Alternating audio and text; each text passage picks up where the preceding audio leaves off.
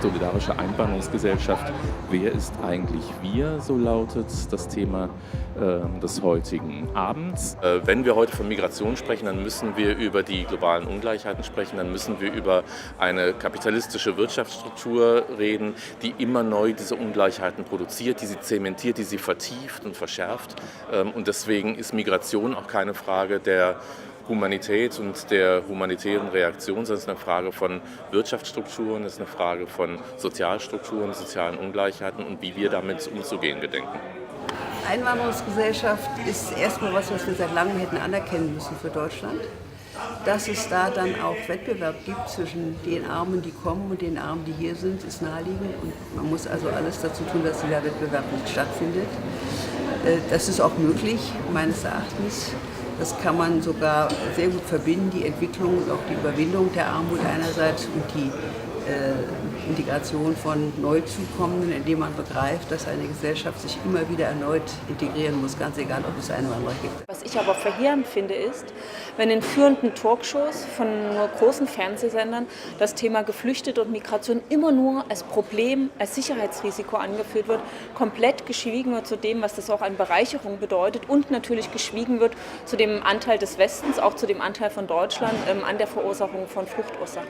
Wir sehen das an allen Entscheidungen, die Sie seit 2015 getroffen haben, dass da ein Rollback ist, dass Sie einfach die Asylgesetze nonstop verändern und verschärfen, damit Sie den Geflüchteten einfach Angst machen, damit Sie denen, die auf dem Weg hierher sind, einfach ein Signal senden, ihr seid hier nicht willkommen, wir wollen euch hier nicht haben. Es ist offensichtlich, dass wir in einer radikal veränderten Welt leben. Und es ist genauso offensichtlich, dass jedenfalls die verantwortlichen politischen Akteure dieser radikal veränderten Welt eigentlich mit den Rezepten von bestenfalls gestern, manchmal auch vorgestern begegnen.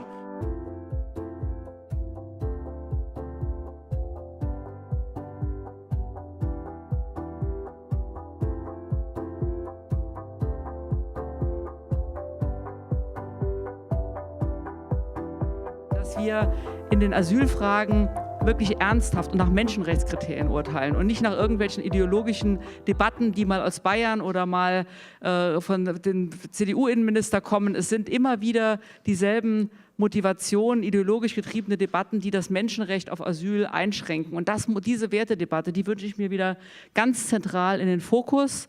Dass es nicht sein kann, dass Tausende von Menschen im Mittelmeer vor unseren Badegewässern ersaufen, dass es nicht sein kann, dass in Libyen Menschen gefoltert werden auf dem Weg nach Europa, dass es nicht sein kann, dass Menschen 9 Jahre lang warten, bis sie eine Duldung bekommen. Das muss klar benannt sein, da braucht es auch die Radikalität der Sprache und der Auseinandersetzung, der politischen Auseinandersetzung, das klar zu machen. Die Menschen haben es trotz so viele Grenzen es selber geschafft, hierher zu kommen. Also wir können nicht von Aufnahmen sprechen, sondern wir sprechen von Geflüchteten, die es geschafft haben, mit Booten über Mittelmeer, über Ägäis, von Libyen, durch die Folterlager in Libyen, nach Italien es geschafft haben und es geschafft haben, trotz so viele Grenzen in Europa nach Deutschland zu kommen. Und diese Menschen, die hier angekommen sind, für die muss es ein bedingungsloses Bleiberecht geben.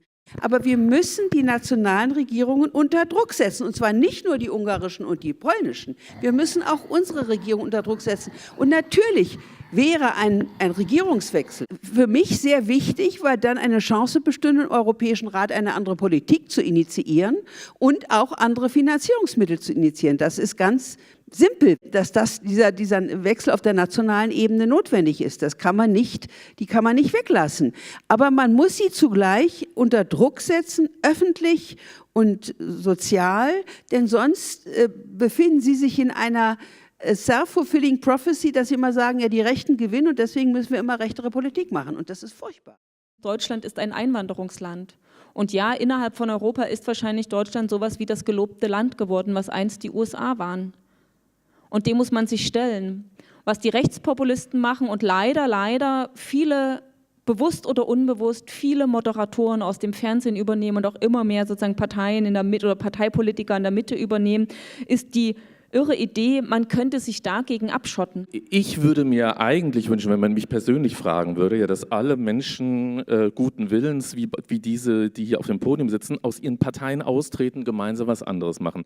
Und deswegen fände ich es ja eigentlich besser, wenn sich die Leute, die tatsächlich so reden, wie ihr redet, ja, und es vielleicht auch noch radikalisieren wollen würden, mal zusammentun und gemeinsam was anderes machen. Aber Also ich würde sagen, andersrum wird ein Schuh draus. Ja, wenn wir die auch. Parteien verlassen würden, dann wären ja die Kräfte weg, die auch was vorantreiben wollen. Jeder muss sich Mehrheiten suchen. Wir stehen auch nicht alleine in unseren Parteien da, sonst wären wir nicht in den Funktionen, in der wir wären. Und ich gehe jetzt mal davon aus, dass wir die Möglichkeiten nutzen können, Mehrheiten zu organisieren, dass das auch die Perspektive ist und dass wir uns eben in dem demokratischen Prozess, der ist manchmal schwierig und hart, aber dass wir kleine Steinchen anstupsen und dann vielleicht auch mal eine Lawine lostreten können. Ich glaube, wir wissen genau, für was wir stehen und das wird auch weiter so sein. sehr gut, die Lawine erwarte ich.